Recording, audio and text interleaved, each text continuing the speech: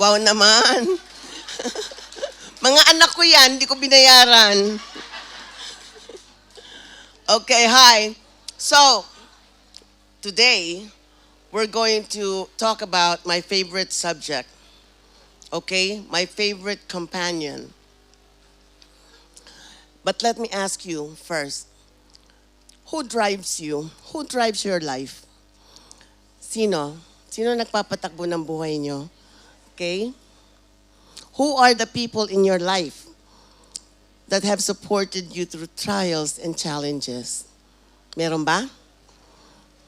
Siyempre, yung mga kasama nyo sa table, di ba? Do you agree that life is hard? Okay. As a Christian, do you agree that it is hard? Life is hard. What makes it possible to live your life? The grace of God, grace of Christ, yeah. So, next slide please, Mick.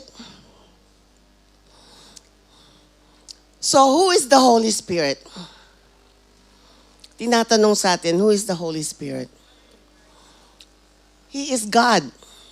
The Holy Spirit is God. He's the third person in the Trinity. Okay? Alam na natin yan. Di ba? There's only one God, but there are three persons in that one God. Father, Son, and the Holy Spirit. And the Holy Spirit is who we're going to talk about today. We live a life of repentance. Making Jesus our Lord calls us for repentance. Alam ba ninyo kung ano ibig sabihin ng repentance?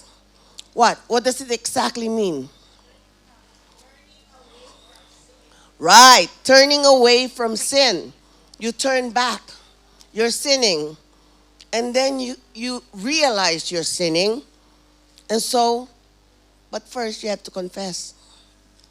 And then you turn back. When we receive the Holy Spirit, when we trust in Jesus Christ to be our Lord and Savior, we find this in Ephesians 13:14. Ihimay natin yung sinasabi sa Ephesians 1:13-14. We receive the Holy Spirit when we trust in Jesus Christ. You remember our first topic last week? We receive Jesus Christ, right? To be our Lord and Savior. In Him you also offer listening to the message of truth, the gospel of your salvation. Having also believed, you were sealed in Him with the Holy Spirit of promise. Okay, yun lang verse na yun, himayin ninyo, okay? You heard God's truth. You heard that Jesus Christ is your Lord and your Savior, right? Pero napakinggan nyo yun. Ang importante, naniwala ba kayo? Did you believe what you heard? Okay? If you did, then the Holy Spirit dwells in you. Okay? Who is given as a pledge of our inheritance? Tinutuloy lang natin yung verse. This is our inheritance. Okay? Binigay sa atin ito. Regalo din sa atin ito. Because we believe in His Son, Jesus Christ, meron kang premyo. Kita ninyo yung mga umakyat dito kanina? May premyo sila, di ba? But God gives you the ultimate gift. Himself. His Spirit. He says, if you believe in my Son, ito ang regalo para sa inyo. Bibigay ko sa inyo ang Spirit ko, the Holy Spirit. So, ngayon binigay sa atin, He dwells in us, right? So, what does the Holy Spirit do for us? Buksan ninyo yung booklet ninyo para hindi ako na kinakapos ng hininga. Page 16 ito. Buksan nyo. Yung green na what does the Holy Spirit do for us. There's a few verses here. I want you to read the first verse that's here in John 14:16-17. He helps us.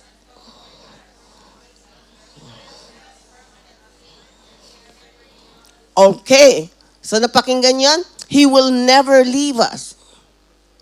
Yung pangalawa, Galatians 5:22-23. Ayan, alam niyo. He will keep it. Pero the magic dyan is helps us grow. Hindi sinasabing, porket meron na kayong Holy Spirit, mukha na kayo ni Jesus Christ. Okay? Yung, hindi yung pero yung Christ-likeness. Do you know how difficult that is to be Christ-like? Alam ba ninyo ilang beses ako pinapaalala sa akin? Hindi ka Christ-like. Kung minsan pag nakikipag-usap ako sa aking mga downline, D-group, okay? At medyo meron ako ini-stress na point, nawawala yung pagka-Christ-like. Lumalabas yung dating sariling ugali na rough, na masyadong emphatic. Napapataas ang boses ko. Edi kung meron makakapakinig na bago pa lamang Kristiyano, sasabihin siguro, Christ-like ba to? Okay? So this is very difficult. But with the help of the Holy Spirit, you can do it. Okay? And slowly, mas lumalakas yung bulong ng Holy Spirit sa akin. Lumalabas na naman yung pagka-brusko mo. Okay? And I hear it. And so I correct myself. That is what you should be doing also. Listen to what the Spirit is telling you. Every step of the way. Lahat ng lakad ninyo, lahat ng sasabihin ninyo, the Holy Spirit is right there. He's in you. Diba? Ano pa? Susunod. He empowers us. Yung ginawa ng mga nandito sa harap kanina, they were sharing the gospel, right? That is also called witnessing about Jesus. You're sharing Jesus' word. And then the next one, Galatians 5:16. Ay, ibig sabihin yan, napapakinggan nyo lagi sasabihin nyo, paano tao lang ako eh? Okay? Tao lang ako, bumigay ako. We rationalize committing something that is not good, it's a sin, and then we justify and say, paano? Tao lang ako. I'm made of flesh and blood. Pero sinasabi diyan, di ba? We have power over sin. So it's not an excuse, ladies. He gives us insight into God's word. He helps us pray according to God's will. Do you do that? When you pray, do you ask God, is this according to your will, Lord? Do you? Or ginagawa ninyong ATM si Lord? Every time you need something, chiking! Lord, kailangan kong ganito, kailangan kong ganito, kailangan kong ganito. Lord, pasaway na naman yung anak ko. Pakipalo. No. God wants to have a conversation with us. That's a relationship. Pag mismong anak ninyo, punta ng punta doon, every time kakausapin kayo, it is because merong kailangan. Ma, penging pamasahe. Ma, kailangan kong pangsine. Ma, anak, hindi ba pwedeng kausapin mo muna ako? Kwento mo muna sa akin ano nangyari sa araw mo?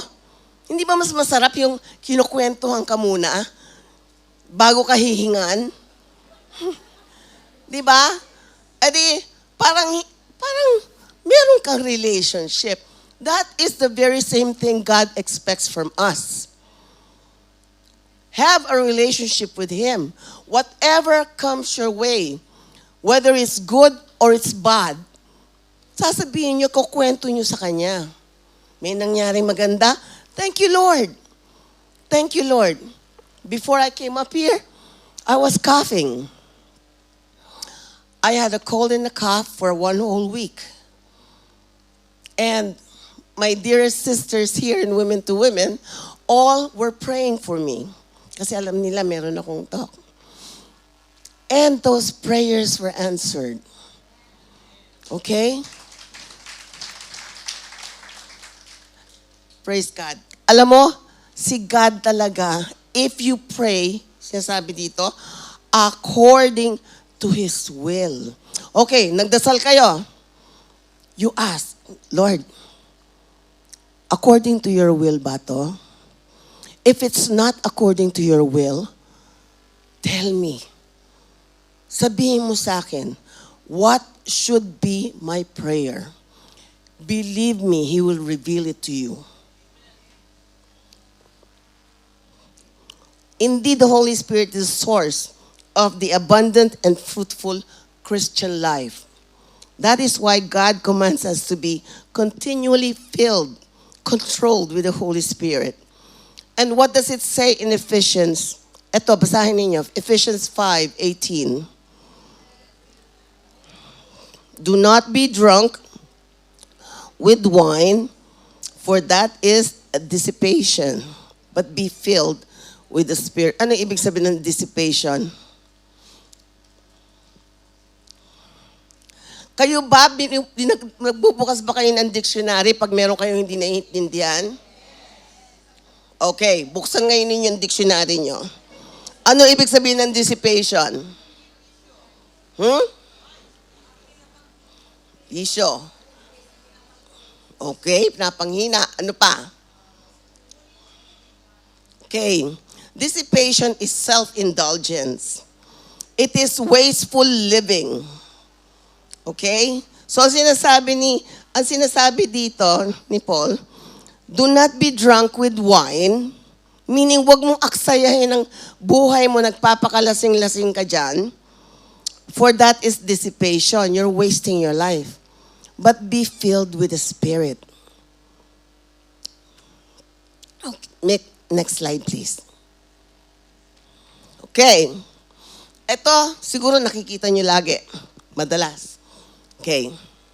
Who drives your life? Natural person? Ito tayo dati. Hopefully, ito tayo dati, hindi ngayon. So the natural person, ano daw yon? Someone who has not received Christ. So hopefully, lahat kayo naka-receive na. Right? Si Jesus is outside their life. Ayun no? Si Jesus nasa labas. Self is in control of your life. Ikaw ang nagmamaneho ng kotse.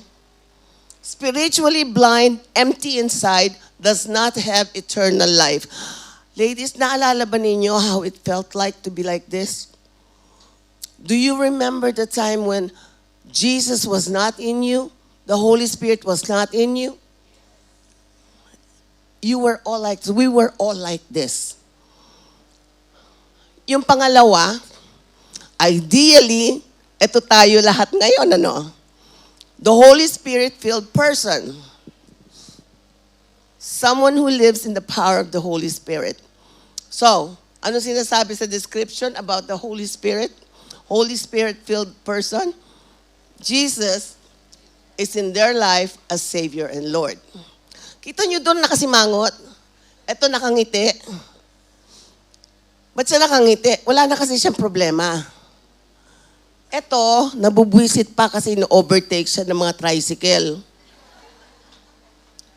So the Holy Spirit is inside and controls and empowers. Wala siyang problema, di ba? Self is surrendered to Christ. Are you surrendered to Christ? Follows and obeys Christ. So, ayan. Ganun ba kayo? Nag-o-obey ba kayo? Overcomes temptation and witnesses for Jesus. Ito na naman, has Christ-like character. Okay? Normal Christian daw yan. Normal. Okay? So, tingnan ninyo lahat yan. At kung sa tingin ninyo sumasablay kayo, sa isa sa mga yan, well then maybe, magdasal tayo kay God. How can I be this kind of Christian? And then the carnal Christian. Kita ninyo dito? God is in control. Siya ang nagmamaneho. Dito, carnal Christian, si God, pasahero. Balik ka na naman. Ikaw na naman nagmamaneho. Tapos, kita niyo yung muka, sibangot na naman. Bakit nakasibangot? Kasi siya na naman ang in control. Someone who lives in the power of the flesh. Okay, pakibasa. Jesus is in their life. Self.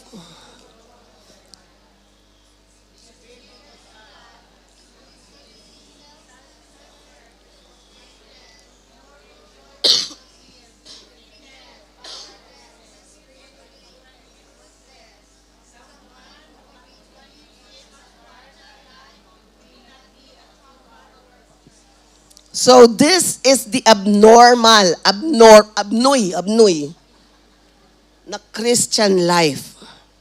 Okay. Someone who habitually lives in a carnal life may not be a true follower of Jesus. Okay, mayanig tayo doon. Kasi sinasabi dito, if you claim to be a Christian, then that means nakikita, may resulta ang indwelling ng Holy Spirit. Kung hindi nakikita yon, question natin, baka hindi ako tunay na follower ni Jesus Christ. Yung katabi nyo ba, meron bang sinasabi na, oo, medyo natatransform ka na? Oo, medyo nagkakaroon, umaaliwalas na yung muka. Hindi na mukhang gano'n nakasibangot. Medyo ngumingiti ka na.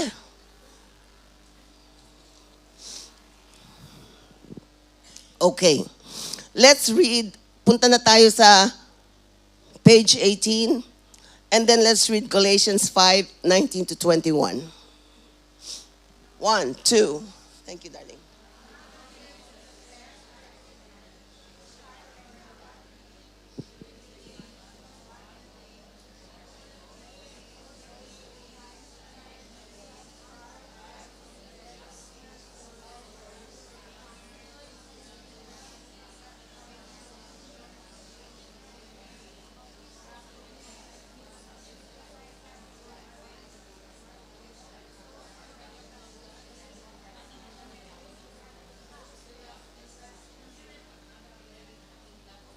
Okay kayo, no? Hindi kayo sabay-sabay pero okay na rin. Okay, so nakita natin in-enumerate lahat ng kasalanan dito.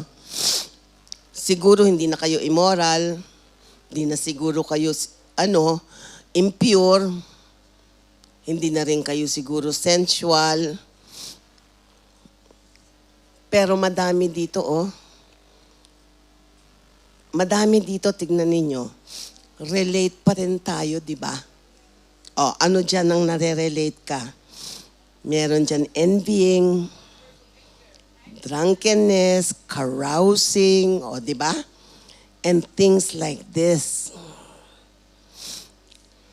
Okay? So, admitado, meron pa rin tayong mga ganun, sumusulpot-sulpot.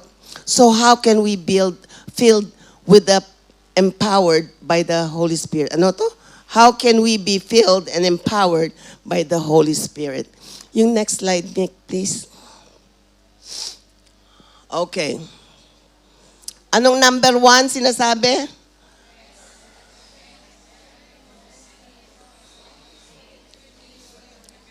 So, sinasabi ng 1 John 1, verse 9, if we confess our sins, He is faithful and righteous to forgive us our sins and to cleanse us from all unrighteousness.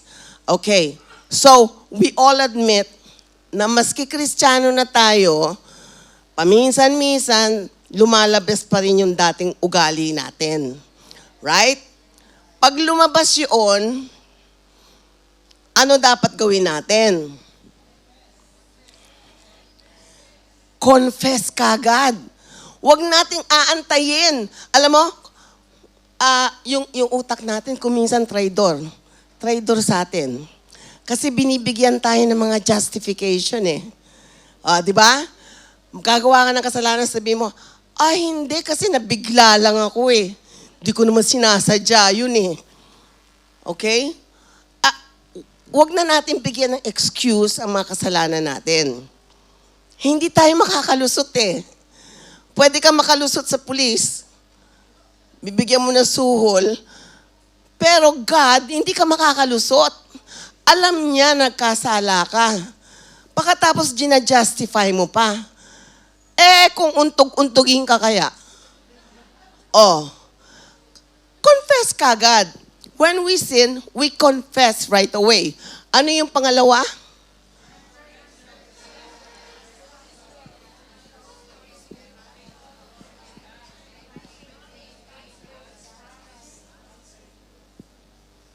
Mahirap ito. Agree? Basahin natin yung Ephesians 5:18. Ayun ulit, Tapos yung 1 John 5:14-15.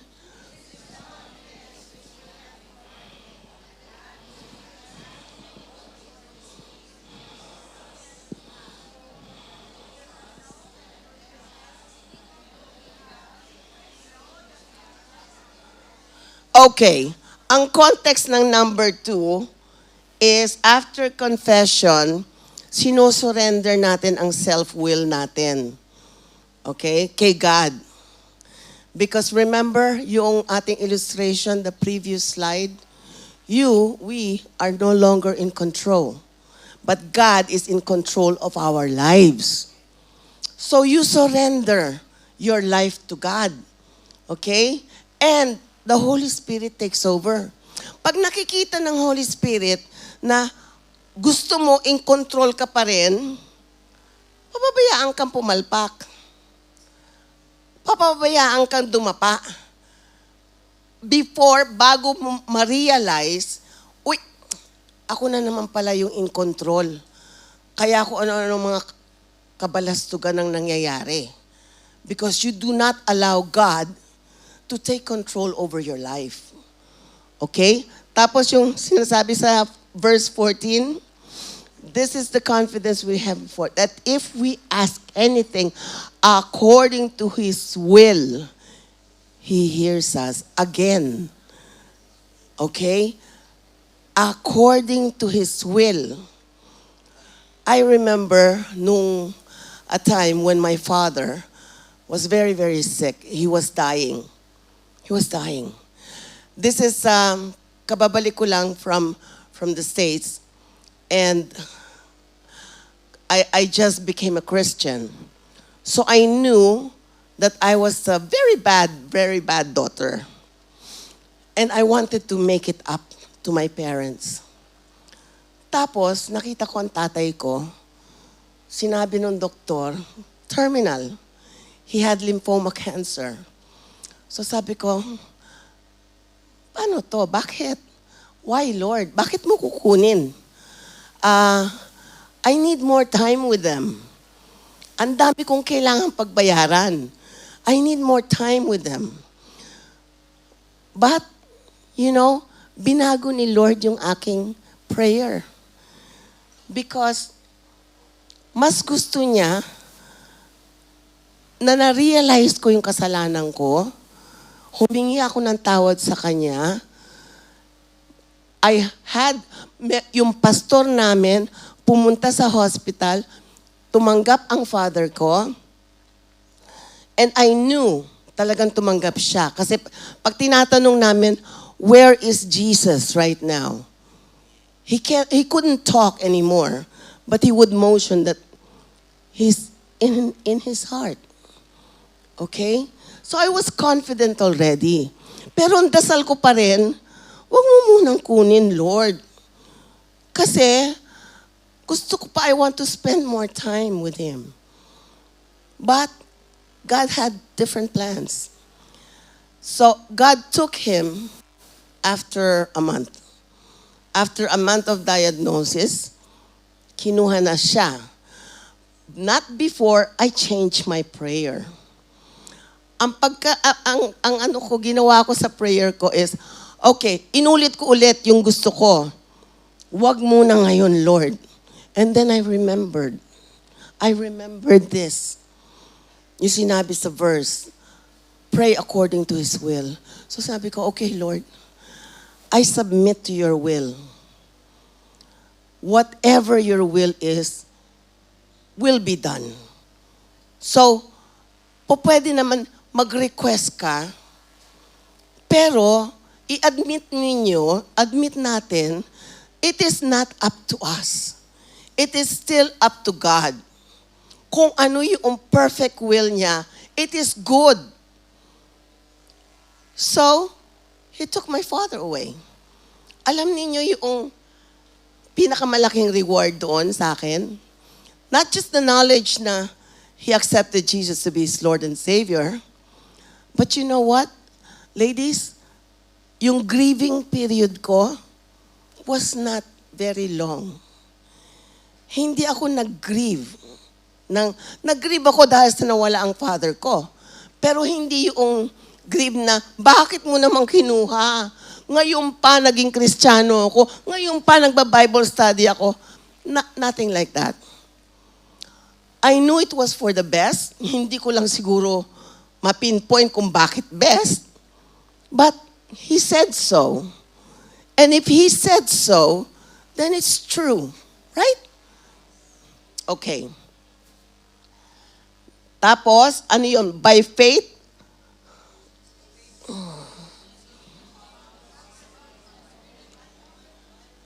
tapos yung James 1, verse 22. Okay. Kikita niyo yon? Delude themselves. Ano yung sabihin ng delude themselves? Lokohin. Nilolokin niyo sarili niyo. Oh. See? Prove yourselves doers of the word. Meaning, dapat nakikita sa ginagawa ninyo. It has to be seen. Okay? Ano yung kasabihan? Merong kasabihan, the truth is in the pudding. Ano ibig sabihin nun? Pag pinakita ninyo yung ulam, mukhang masarap, ano? Mukhang katakam-takam. But, when you start to eat, ay, mapait. Masyadong maalat. Okay? So, ibig sabihin, kayo din, tayo din, hindi lang natin basta sasabihin na, Kristiyano ako, born again ako. The truth na Kristiyano ka at born again ka, dapat nakikita sa ginagawa natin. Sa ginagawa natin at sinasabi natin. Right? Kapag ka hindi kanais-nais ang sinasabi natin, isip-isip, ipis-ipis tayo. So, alam na natin that we need to be filled with the Spirit, right? So, I want you to repeat and read this in page 20. Attestation natin to. And intindihin natin kung ano ibig sabihin nito. Would you like to be filled with the Holy Spirit right now? So let's pray. Let's pray this prayer. Dear Father, I confess that I have been in control of my own life.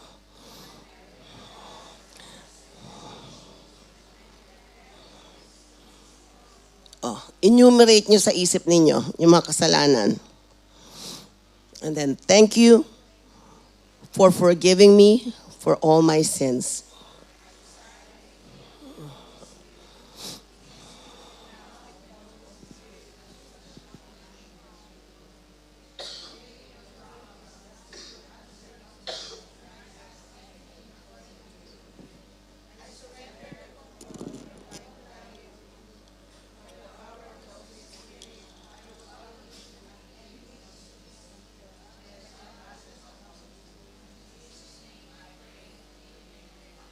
Okay, very good. Thank you, ladies. Now, we go to where do you find your security? Saan nyo nakukuha yung security ninyo? Ulit,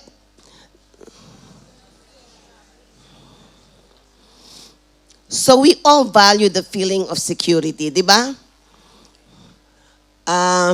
Ito nakalagay, we think money, relationship, status, outward appearance, and power can make us feel secure. Totoo naman yun, di ba? Oh, kapag kalalabas ka, tapos madusing ka, hindi ka pa naghihilamos, hindi ka pa nagbabrush ng ipin, hindi ka confident. Pag nag-doorbell, hindi ka confident na bubuksan mo yon, mabaho hininga mo. Okay? Siyempre gusto mo best foot forward, ano? But what are one or two things in your life you are quite sure of? Meron ba?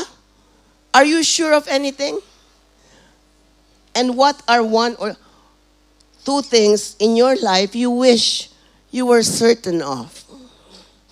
In the Christian life, we also have questions about security.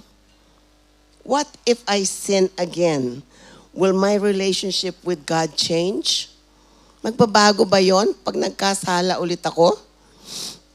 Will God get tired of forgiving me? Maski paulit-ulit mong ginagawa yung kasalanan na yon, paulit-ulit, nagchichismis ka, nagmamarites ka, paulit-ulit natin ginagawa. Then we ask, will God get tired of forgiving me? And then, will I lose the promise of eternal life? Oh, maraming nagtatanong niyan, ano? Pwede bang mawala yung eternal life na promise? But our security is not in feelings, in the words of men, or in religion. It is God Himself. Yun ang ating security. In His faithfulness, in His word, and in His promises. Let's see what the Bible says about the above fears. Next slide, please, Mick. Okay. Ito yung mga promises ni God. Unang promise niya, forgiveness. Diba? Basahin natin yung Colossians 2, verse 13.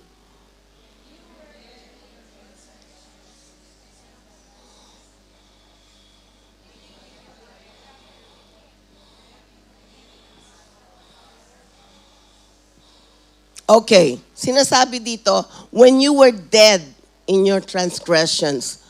So, as far as God is concerned, when we were still sinners, before we accepted His Son to be our Lord and Savior, we were dead. Okay? What kind of dead is that? Okay. And then, He made you alive together with Him, having forgiven us all our transgressions. So yun ang nangyari. When we accepted Jesus Christ, erase. Binura niya lahat ng kasalanan natin. Past, present, and future. Ha? Okay, so, tapos na-forgive tayo, anong susunod na promise? Okay, adoption. Basahin natin John 1, verses 12 to 13.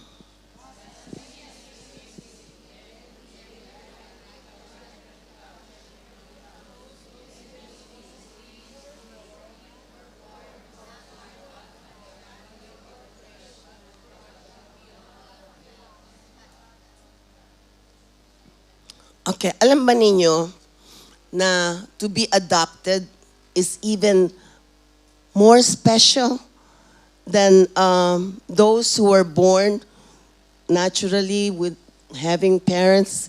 Yung naa-adapt, mas special yun. Why is that more special? Because the parents chose the person that they want to be their child. Just like God, He chose each one of you. Each one of us in-adopt to be His own daughter. Okay? And that should make us feel very, very special. Di ba? O, sabihin ninyo, special child kayo. Di ba? Okay, slide 6, please, Mick. Okay, yung susunod na promise ni God, ano? Discipline, right? Basahin natin. 1 John 1 verse 9.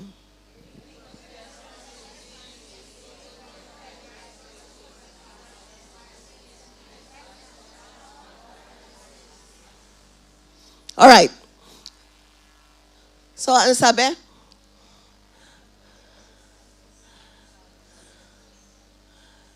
For those whom the Lord loves,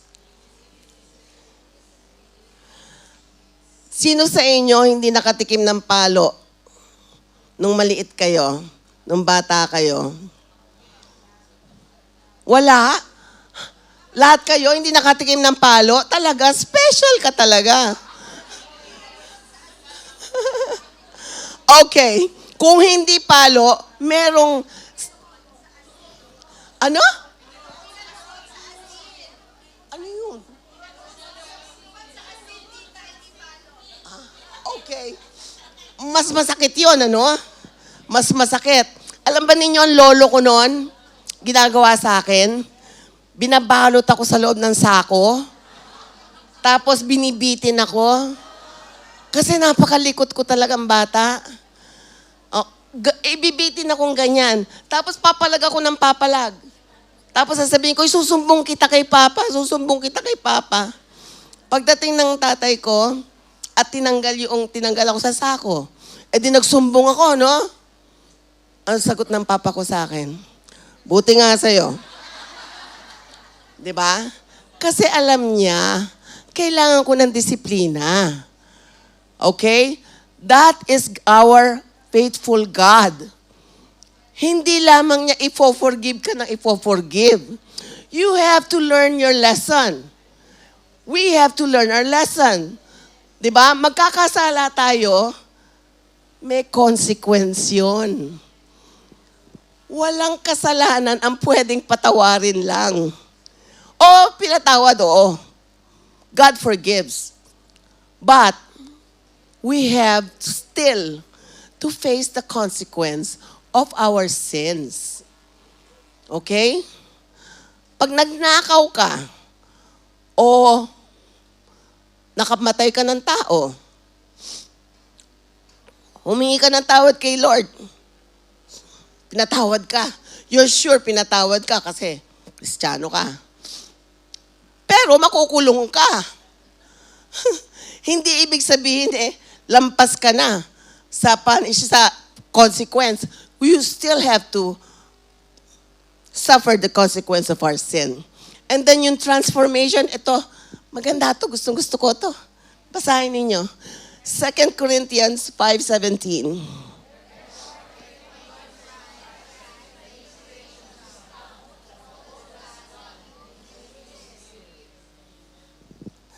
Totoo ba? Sige. Alam ninyo, naalala ko when I was a young Christian, and then I came across this verse. Okay? So na-conscious ngayon ako. Yung mga kasama ko sa bahay, at saka friends ko, friend ko si Maricor, tinatanong ko, meron ka ba nakikitang pagbabago ko? Excited ako, gusto kong malaman kung talagang meron na akong transformation, di ba? Meron akong pagbabago. Tapos sasabihin sa akin, hindi, ganyan ka pa rin. Naku, kailangan work harder. Okay? Nasa puso ko na si Jesus, pero hindi pa lumalabas sa ugali ko. Mahirap talaga, ladies. Okay? But slowly, but surely, if you allow the Holy Spirit to take control over your lives, over our lives, you cannot help it Lalabas yung Spirit of God sa buhay natin, sa pananalita natin, sa isipan natin. You know when the first time I knew na the Holy Spirit really is in me? Ito, may example ha. Pagkatapos ng service, CCF Sunday, edi, naglalakad. Mahaba yung lakaran dun bago ka makapunta sa sanctuary. Napapansin ko, bakit lahat ng nakakasalubong ko, nakangiti sa akin? Bakit nakangiti? Edi syempre, ngingiti din ako. Sasaludo ng konti, good morning, di ba? Pero nagtataka ako, bakit? Tapos, papunta ako sa banyo noon. Edi, tinignan ko yung sarili ko sa salamin. Pagtingin ko, lo and behold, nakangiti ako. Hindi naman talaga ako palangiti. Palasibangot ako. But, nakita ko sa mirror, nakangiti ako. Sabi ko, wow. Si Holy Spirit ito. Because this is not me. Kayo, meron kayo napapansin ka nun? In your life. Ito, simpleng-simple lang ito. Okay? But you have to be conscious. Why? You have to pat yourself in the back. And tell yourself, bigyan nyo naman ng konting encouragement ang sarili ninyo. Lord, meron ako 1 centimeter na transformation. Okay? But that goes a long way. You have to start an inch at a time. But remember, the transformation, diyan nakikita ang ebidensya ng pagka-Kristiyano natin. Okay? So, dito sa women to women, paano nyo papakita sa kapwa sister natin dito that you have a transformed heart? Paano? Mga simpleng bagay. Sige, volunteer. Palagay ninyo. Sige. Palabate. Very good. Hug. Okay? You show love by a simple motion or simple gesture as hugging. Okay? Appreciation. Correct. Pero wag naman tayo yung parang nang aano ka ha? Nang bobola ka ha? Baka mamaya may sakit yung tao, mukhang puyat na puyat. Pagkatapos, pagdating dito, huy, ganda-ganda mo naman, sis! Diba? Oo. Huwag naman tayong ganon. Pag nakita natin ganon, what is the kind gesture? You say, kamusta ka na? Oh, bakit? Okay ka ba? Mukha kang parang pagod. Oh, di ba? Ano pa? Ano pang pwede natin example dito? Sharing. Correct. Yung mga inaahin sa ating mga pandesal dyan at pagkain. Ano ginagawa ninyo? Nag-iiwan ba tayo enough for the others? Or, what do? Nag-hoard tayo? Teka, baka mamaya kulangin ito. So, it all starts here, ladies. In the mind. In the mind. And then, if the mind, ano sinasabi doon?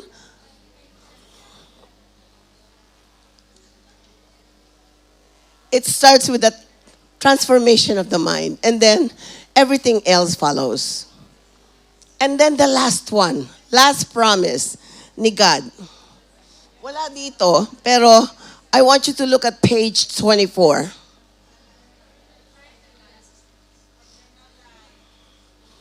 So, basahin natin. Eternal life, yun ang promise. Ang gandang promise nun, ha? Loko. Ang ganda na. Imagine you're going to live eternally. Can you grasp the meaning of that? Eternal?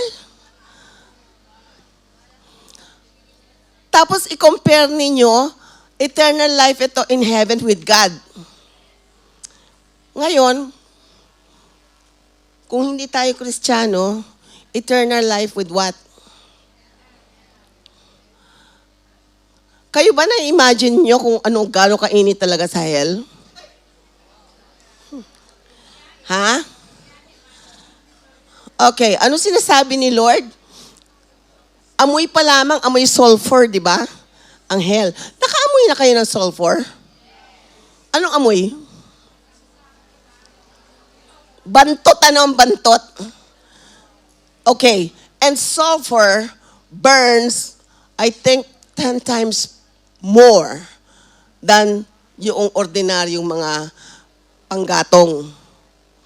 So talagang mainit na mainit na mainit.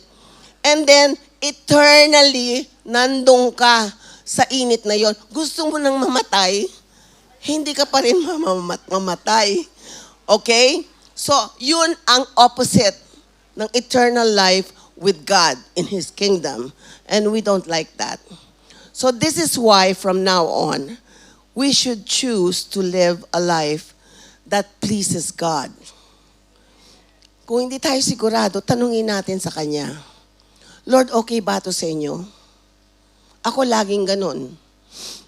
Kasi a lot of times, hindi ako sigurado sa sasabihin ko o sa gagawin ko. So I always ask Him, Lord, okay ba sa'yo to? Is this okay with you? This decision not only defines our purpose here on earth, but is also the greatest proof that we belong to Jesus and want to be pleasing to Him. Yun ang ultimate goal natin dapat. We want to please God. So, the next time you open your mouth and say something, ask yourself first, is what I'm going to say pleasing to God? If you do something, yung mga nanay dito, you do something for your kids, your husband, you prepare a meal for them. Paglagay ninyo, pag-ahin ninyo, o yan, naghirap ako dyan, ha? Pinaghirapan ko yan, maghapon ako nagluluto. Okay? So, yung pamilya mo naman, takot na takot. Oh, sarap, mami. Okay? So, sinong ginlorify ninyo doon? Okay. So, isip kagad. Si God kagad ang anuhin natin, konsulta natin. And then, ano ba yung the promise of eternal life? Ano sinasabi? Basahin ninyo. Nawawalan akong hininga. 24. The promise of eternal life becomes ours. Okay. The moment we place our trust in Jesus as our personal Lord and Savior. Oh, dalawa yan, ha? Recognize Jesus as Lord and Savior. How many of us here loves the part that says, He's our Savior? Diba? We were saved from our sins kasi hindi natin kayang gawin yon. But how many here really trust God as our Lord and obeys what He says 24/7?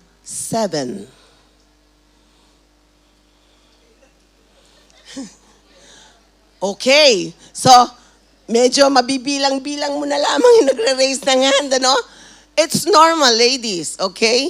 Ayaw natin na meron tayo laging bossing. Gusto natin, tayo ang bossing.